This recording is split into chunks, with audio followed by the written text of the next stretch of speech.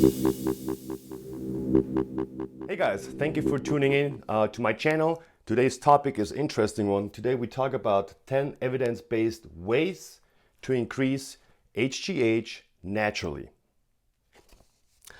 Those with higher levels of belly fat will likely have impaired HGH production and an increased risk of disease.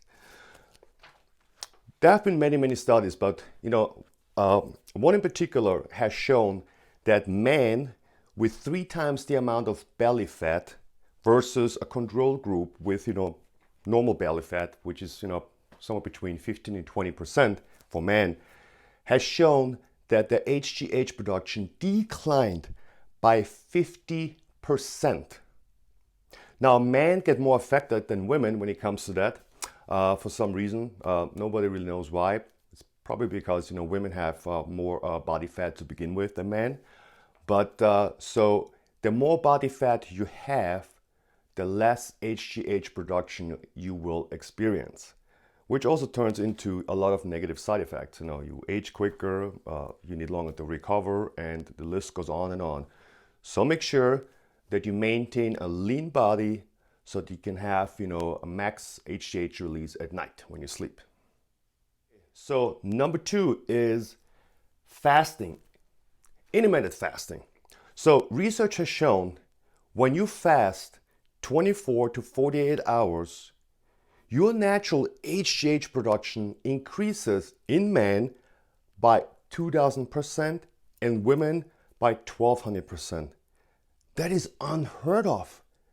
That's almost like going to an anti-aging doctor and get injectable HGH, So, and that's why, fasting is so good besides, autophagy, where the body cleans out of dead cells and all that stuff.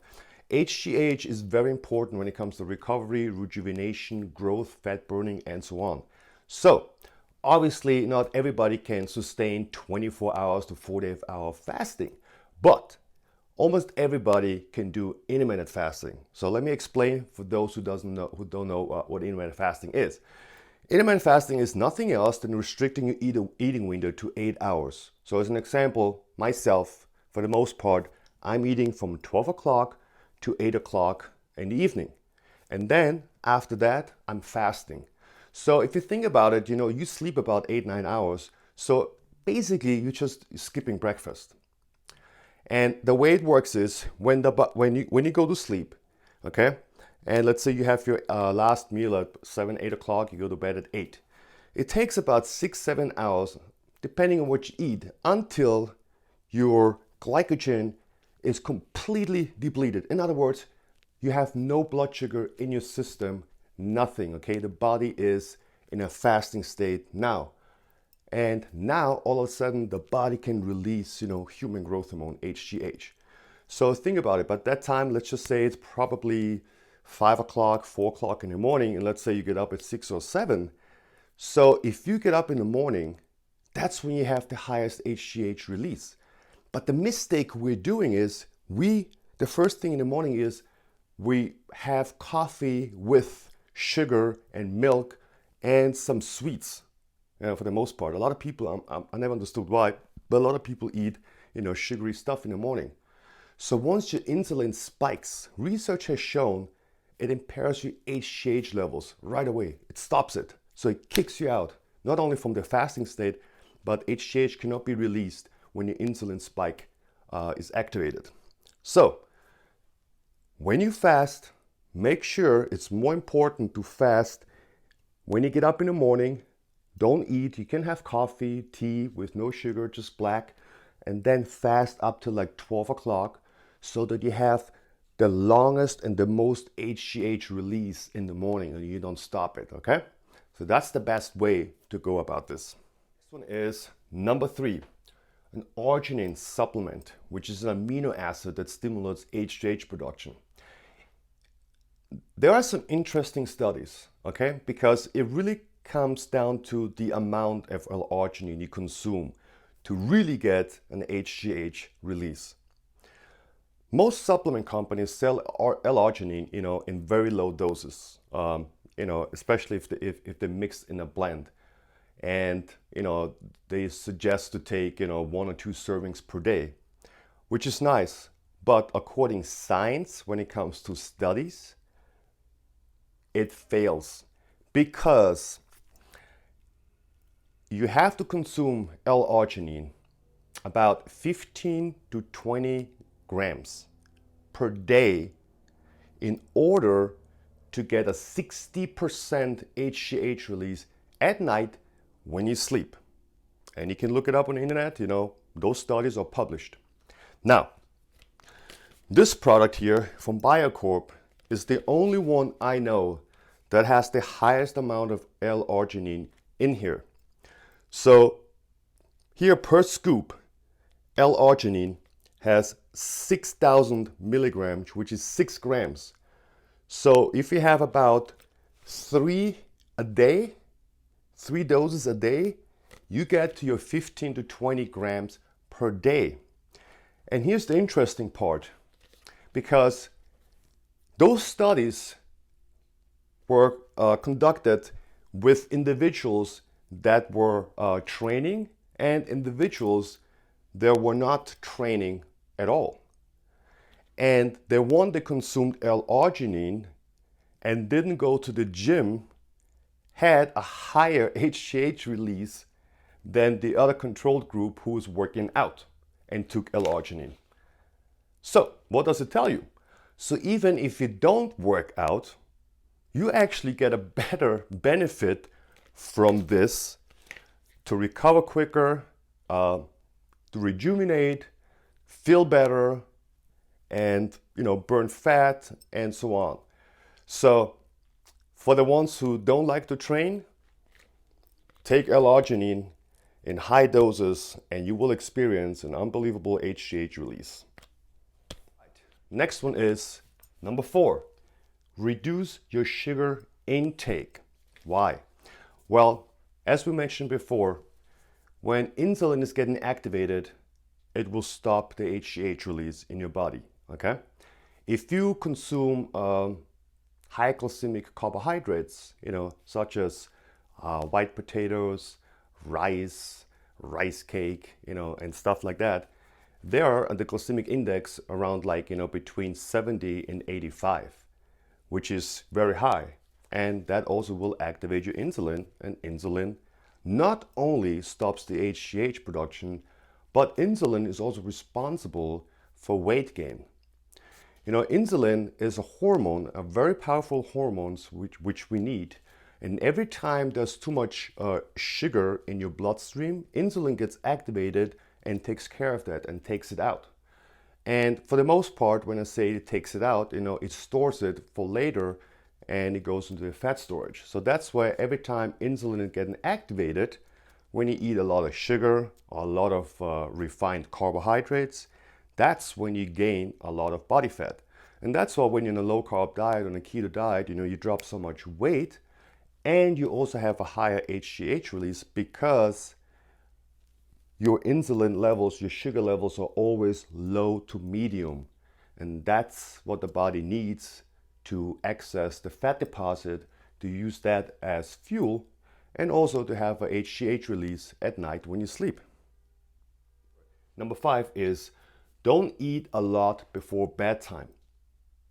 Well, as we mentioned before, in order for the body to release HGH, you have to be in a fasting state.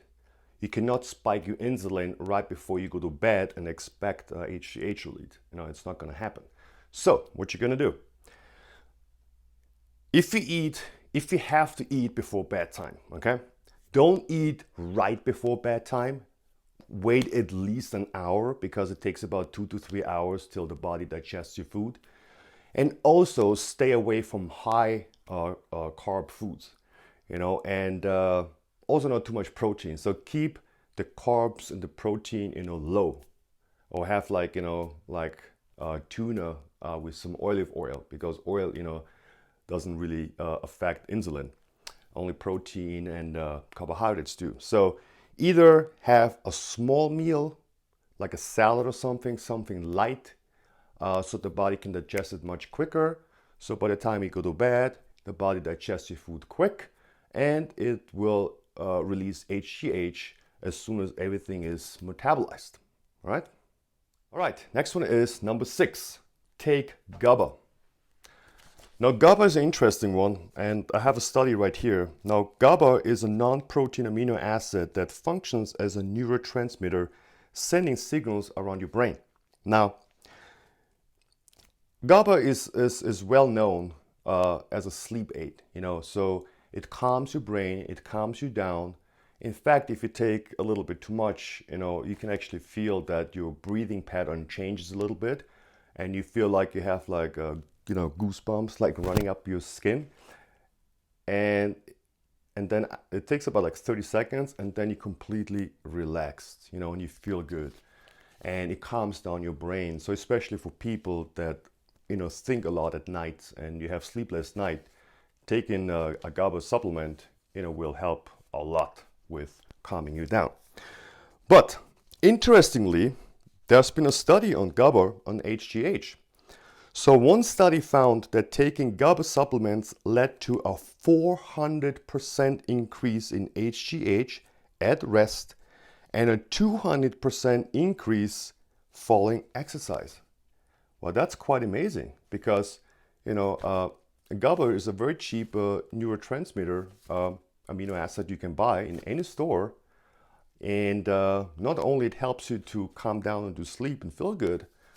I mean, the study says right here, we have a 400 increase in HGH levels. So I would suggest, to get a GABA supplements and support your sleep. And of course, GABA also helps you to go into a deep sleep. And you need to be in a good sleep, in a deep sleep, in order to release HGH and to be fully rested. So GABA has, quite a few benefits when it comes to that. Not only it helps you to sleep, it helps you to release HGH. Right, next one, number 7. Exercise at high intensity.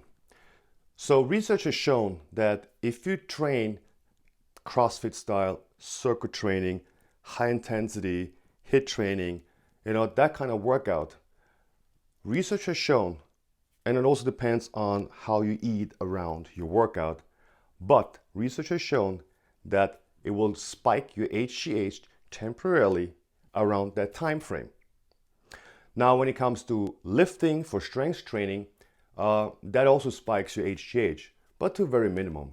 But high intensity workout for 1 hour, like when you take a class, as an example, if you come to my class, I have this class called the drill, which is very popular, which is like a high intensity class followed by 2-3 lifting exercises, high intensity cardio, lifting, cardio. So that way it gets your heart rate up, and that's a very high intensity workout, and it will spike your HGH.